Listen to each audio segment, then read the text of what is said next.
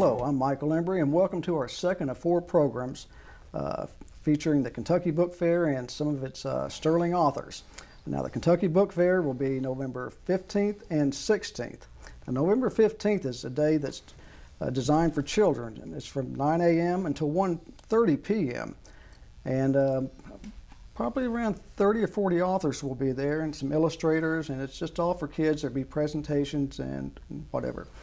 And later that day, from 2 o'clock until 4 o'clock at the Frankfort Convention Center, Cynthia Ellingson will conduct a writer's workshop. So all the information about that is on our website at kybookfair.blogspot.com. Now, on Saturday, November 16th, is our full-blown Kentucky Book Fair with nearly 200 authors. Now, some of the authors will be people like Sue Grafton, Rick Pitino, Eleanor Cliff, some Kentucky authors such as Bobby Ann Mason, Wendell Berry, let's see, Georgella Lyon. Really, all your leading and top authors will be there, as well as some of the people who have their their first work. So it's an exciting day. We'll also have symposiums and readings. So it's a full day from 9 a.m. in the morning until 4:30 p.m. And furthermore, all proceeds from the Kentucky Book Fair benefit public schools, libraries, and public libraries, as well as literacy programs. So for every purchase you make at the Kentucky Book Fair, it'll benefit others around the state. And one other thing, now the books aren't free, but everything else is free, so bring the family. It's a great family day, and it's one of the signature events of Frankfort and of Kentucky, so we look forward to seeing you there. Now today we have 3 authors. We have Steve Flairty and Bill Noel and Chris Helvey. Welcome. Thank you. Thank you. Good to be here. Now Steve, what book are you bringing? I'm going to be bringing Kentucky's Everyday Heroes 3, Mike. It's the in my series. I have 4 books in the Kentucky's Everyday Heroes series, including a kids version, and I'm excited about bringing it this year, as always. Now, who are some of the? What are these books about? I mean, you mentioned this is your 3rd one, plus the children's. Plus the children's. These are what I call everyday heroes around the state. People that probably you're not going to hear about on the national news or even the state news, but these are people who live their life in such a way that the people around them are lifted up. They see these individuals who have overcome extreme personal challenges and gone on and thrived in their life, and people who have given of themselves in a very, very sacrificial kind of a way. And my first story in this book is about a lady by the name of Charlotte Wethington in northern Kentucky, who had the tragedy of losing a young man, her son, to a heroin overdose. Her and her husband were devastated, but yet Charlotte has gone on to help get a law passed, helping those people who don't have the ability themselves to commit themselves to some kind of help to do so. She is a person who has tremendous passion for overcoming this substance abuse kind of a thing, and she's taken a tragedy and gone on and is making people's lives better. Mm-hmm. People like Harold Rainwater, who has been the mayor of Wilmore for over 30 years, and he seeks to be a good rather than a great man, just be a decent kind of a person. And he's very highly thought of in his community. He helped start a equine program there at Asbury College that has helped an awful lot of people, and the kind of person that if he was not in that community would make a tremendous void there. Mm-hmm. There's a group of women motorcycle riders who go out and raise money around the state and other places for our veterans and for organizations against child abuse. They're called the Borrowed Angels, a unique kind of a story, but real and one that makes a difference. Sandy Hart over in the western part of the state in Wycliffe, who has a tremendous passion for our U.S. veterans, and back about 9 or 10 years ago took about 17 bus loads of veterans to see the World War II memorial there. Mm-hmm. She has, with the help of a lot of other people, started a Patriot Museum there in that small town of Wycliffe, Kentucky. People come from other states to see what is available there in regard to lifting up and appreciating our troops. And so it's these kinds of stories, Mike, that shines light on what is the best about Kentucky. Mm-hmm. Lord knows we have a lot of negatives about our state also, and I choose to let other people write about those. But I really think that the kind of common, everyday people that we have in this state, we put them up with anybody in this country. Well, Steve, when did your first volume come out? The first volume came out in 2008. I originally, my first book was the biography of Tim Farmer in 2005. And so many people after that, the success of that book, would come to me and talk to me about other people to write about that weren't so famous. And I heard that so many times that in 2008, I came out with the first in the Everyday Heroes series and did 2, and then a kids version last year, and then this third. I'm actually working on the 4th one. Did you ever dream back in 2007? I guess when you were probably working on on the first volume, that it should be right. You would have written 3 volumes and starting on the 4th. I was, I was just very, very happy to turn out one book that would kind of locate those people around the state. And as I proceeded and the first book came out, stories just kept flooding in, and people really connect to those kind of stories because they know people like that. And so the stories keep coming, and at this point I don't know when they'll stop. I know you have a Facebook page where you solicit nominations or names. Yes, I have several pages regarding certain books, and I have one now called Kentucky in Common, Word Sketches in Tribute. And even some of the stories that go on there might be some small stories that may not make it into the regular Heroes book, but in all cases are good stories, uplifting stories that shine light on this, what I consider a great state. Well, no, Steve, you've become a fairly well-known writer in the state, not only with Kentucky Monthly Magazine, but you're also writing for Kentucky Forward. KentuckyForward.com, KYForward.com. Another, I guess I'm attracted to those kinds of publications that point out the good in our state. So and I'm very appreciative of the working with those great publications. Okay. Well, Steve, thanks for being on with us today, and wish you a lot of success at the fair. I appreciate that. I thank you for what you've meant to this fair, too, Mike, over the years. All righty. Our next guest is Bill Noel, and Bill is a novelist from Louisville. And what's your latest book, Bill? Well, the latest book is Missing. The title of it's Missing. The book's not missing. It's here on the table. It's the 7th book in a series, and the series is called the Folly Beach Mystery Series, and they are all basically light, humorous mysteries to take place on the very real island of Folly Beach, which is in the shadows of Charleston, South Carolina. And it's, to put it mildly, a very quirky kind of place, and I thought it would be a wonderful kind of location to have the series going on pretty much the way I started it. And as I said, it's the 7th book in the series. The first one is in 2007. I've published one ever since then, one a year since then.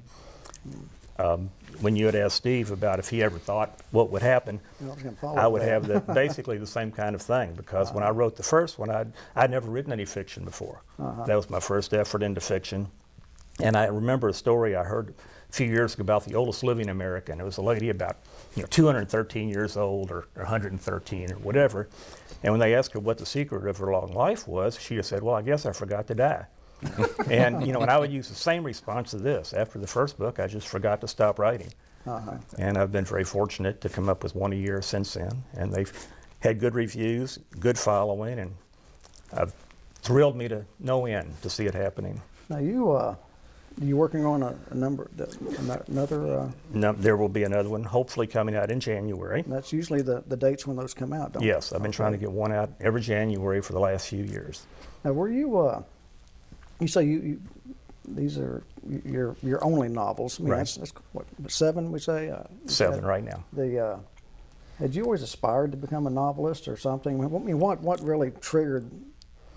That's a great question, and if I were in psychoanalysis, probably I'd be able to answer that. Okay. But I really don't know. Okay. I had never written any fiction, as I'd mentioned. I had been a higher education administrator for 42 years and did a lot of writing, but nothing in the world of fiction, intentionally anyway. Right. Some fiction probably slipped in there. And I just decided, I was in my late 50s, and I decided this is something I may want to try, to write a book. And when I started, I didn't know there would ever be published. And I just did it to see if I could do it. Then I found out that I guess I could, and I was surprised by the responses from people, and so that's what's kept me going. Now, any influences on you? Writer influences? No, not really. I've been a mystery reader for years and years and years. So I enjoy some of the lighter, the Robert Parker kind of mysteries, Elmore Leonard kind of books, not the real heavy, deep stuff, because I'm a fairly shallow person myself. So I like to write, on a superficial kind of level. And the books have been described as perfect beach reads. There's nothing deep, no hidden meaning in them. They are about friendship, though. Right. And there's a lot of people that the main character has met over the time he's an amateur detective. He's actually a transplanted Kentuckian, right? He moved from Kentucky over to Folly Beach and just happened to stumble on a murder. And either he is the most unlucky person in the world because he's stumbled on a murder, it seems like every year now for the last 7 years. Yeah. If I were him, I would leave. But he seems to find pretty good success there. Has it been kind of fun to see the characters grow and develop over? It's been a lot of fun. People have asked me do you want to start another series or do you want different people? And I say no, because I'm really enjoying the ones that are there too much. If I get tired of them, I may consider doing that. But right now, I wonder what's happening next to the different characters. So I assume you're pretty much, are you through with your next manuscript now? Or are you Yes. doing the editing process? It's already at the publisher right now. And if Really? it stays on schedule, it'll be out in January. And I've actually started working on the one after that. So. Do you, I was going to ask you that, as you're writing a novel, do other ideas come up, for future? Occasionally they do. The characters sort of lead in certain directions, and I try to follow when I can. I'd always heard people say, well, your characters really tell you what to do in the book, and technically, obviously, they don't. But they really do. They have a voice. I know what they're going to say, so I type it out. So basically, I'm just transcribing what they're telling me to say. Now, who's the protagonist? A guy by the name of Chris Landrum. As you mentioned, he moved from Kentucky over there. And since he arrived, he's met a cadre of quirky characters. Right. And they all had their influences on him, and they all come up with ideas and clues. And, he's not a detective. He's not a police officer. So his goal in life is just to be retired at the ocean, enjoy, have a little photo gallery there, and mind his own business. But his friends sort of don't let that happen. Well, speaking of photography, you're a pretty good photographer yourself. Well, thank you. And, has that been a hobby for a long time? Yes, I've done photography for 30, 40 years. Okay. And so that's really was my first love in the world of creativity. I'm too lazy to paint, too lazy to learn how to play a musical instrument. So, taking pictures involves pushing a button. So would it be safe to say that aspect of Chris Landrum is a little bit of you then? People would argue that. Okay. Pretty successfully. All righty, Bill. Listen, I appreciate you being here, and looking forward to your. What's going to be the name of your next novel? The next one will be called Final Cut. Final Cut. The Final Touch. And people say, "Is this your last one?" No, it's not going to be the last one. Okay. But it's just the name of the one. And also, you have a website. www.billnoel.com. Very original. And so that information there. And there's also a Folly Beach Mysteries on Facebook site. really? Okay. And I'm on Facebook also. And Well, I noticed that you like hearing from people. I do. I love hearing You respond to comments. everyone. I do. That's one of the things that's amazed me about the whole writing. When I started this, it had never entered my mind to ever write to an author. Yeah. But I've been amazed at the people who have written me, called me, actually found the phone number and called me, send me letters, and asking questions and commenting on the books. And that's pretty much what keeps me going. Yeah, that's good. Well, again, best of luck, and look forward to seeing you on November 16th. Thank you, Mike. All righty. And our third guest is Frankfort's own Chris Helvey, but his book is Whose name I did not know. okay. And what's the book about? Well, the book is, I think it's about, the storyline itself is an ex-UK athlete who has, through his own mistakes, choices, fallen on some hard times, and is trying to work his way back to a more successful life. And he runs into one of his former teammates who happens to have been very successful and is now planning a run for United States Senator. And he needs a little favor from his old teammate, our protagonist, whose name is Frank Kohler. And the fellow running for senator has a wife who has a bit of a drinking problem, and he needs Frank to take care of that in a very permanent sort of way. That sounds intriguing. I hope it is, yeah. Now, your book yours came out, October 1st? Right, just came out from Hopewell Press. It's a small independent publishing company out of New Jersey. Uh-huh.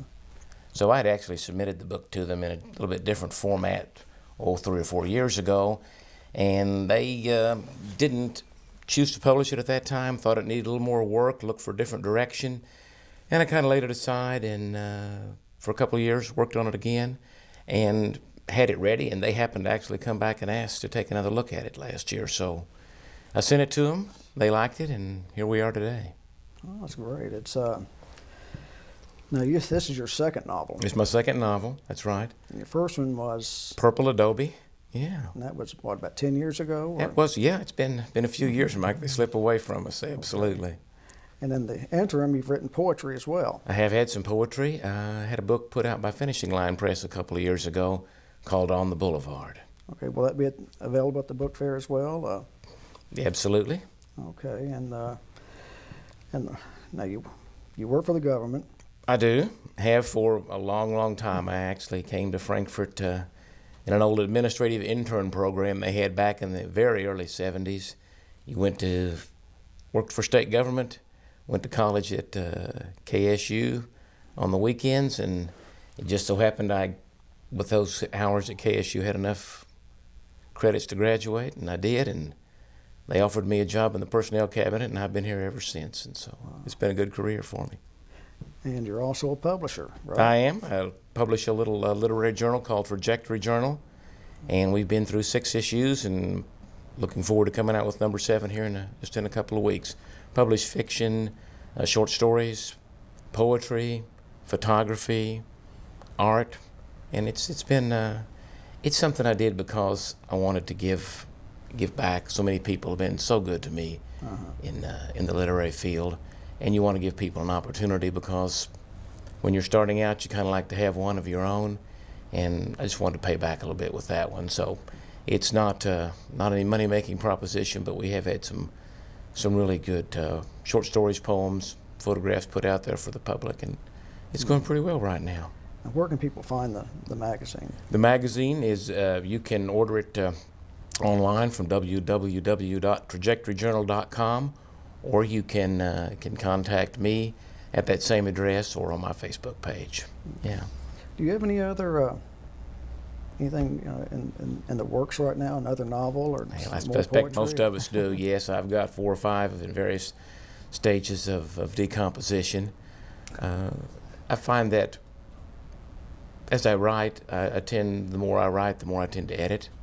I think that's where you really strengthen the story, and so they often go through a pretty long gestation period, sometimes 5 or 6 years. So I have a number out there that I'm working on, and as I said, I'll write a first draft, get a couple of people to look at them, take their thoughts, comments, put it in a drawer somewhere, and try to forget about it for a few months, and then pull it back out and work on it. And at least in my opinion, they get better the more you work on them. Mm-hmm. I tend to overwrite, especially on the first draft. I think many writers do, and so often it's a matter of pruning more than anything else. Mm-hmm. I was wondering, Bill mentioned that he got into become a novelist at 58, 59. Mm-hmm. Had you done much writing before your Purple Adobe? I had just gone with some short stories. Mm-hmm. I guess all of us who are here today probably were readers long before we were writers, and I think I think that influences you, and you'll see what others are doing, and you think, well, I sure like to take a shot at that. Maybe I can do as well or even better. So I'd sent a few short stories out, like everybody, get a few rejection letters, but also had a few minor successes, and that encouraged me. And then I got into writing a little more heavily.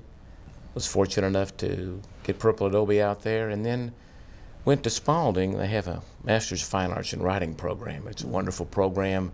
Sina Naslund, the author of Ahab's Wife, heads that up, and that was a wonderful experience for me. I learned a lot, met some great people, and like in any business, and that's what writing is, it's a business in one way or another. Sometimes your contacts are very important, and you can get a lot of help in this industry. People are really good to you. Mm-hmm. Well, I noticed, you've also done some work at the Thornhill Center as a writing instructor. Writing instructor, writing coach. Yeah, we had a couple of sessions there, and those went well. And some of the people who came in have gone on to some writing success of their own. So that's good. It's just another way of giving back. Mm-hmm. Very few of us are going to make a fortune writing. I think you have to have a little luck on your side, and have to be willing to give up most everything else and devote yourself totally to the craft. And I've never found myself willing or able to make that decision, so I've tried to do some reach outs in other ways to help others get started. There's a real pent-up demand, I think, for people to be able to express themselves. Mm-hmm. And some do it through photography or through painting. Some do it through writing. Mm-hmm. And I ask you, doing any more poetry? Are you still dabbling in that as well? Or maybe I shouldn't use the word dabbling. Well, dabbling is probably a pretty good word, Mike. I think poems, for me, come when they come to me. I don't necessarily sit down. I read about a fellow one time who set down a task of writing a poem a day. And I guess you could do that, but at some point I think maybe it would become a little stale or artificial. So poems come to me when they come, and yes, I still write poems from time to time. And